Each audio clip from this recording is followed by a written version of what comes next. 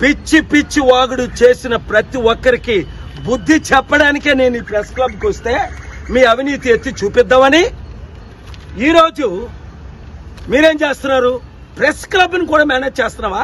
రేవంత్ రెడ్డి, నువ్వు రాజశేఖర రెడ్డి కంటే 1,00,000 రెట్లు తక్కువ. ఇలాగే రేవంత్ రెడ్డి రాజశేఖర రెడ్డి కూడా చేశాడు. ప్రతి ప్రెస్ క్లబ్ పెట్టుకుంటా 2007 జూన్ 8 నుంచి 2009 సెప్టెంబర్ 2 వరకు ఏమయ్యాడు? ముక్కలు అవుతా, నీ మొక్కలు దొరకవని నన్ను 100 సార్లు ప్రతి ఛానల్ రిపోర్ట్ చేసింది.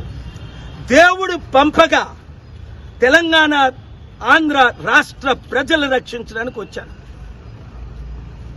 1500 మంది బలి అర్పిస్తే తెలంగాణ ప్రజలకు తెలంగాణ వచ్చింది.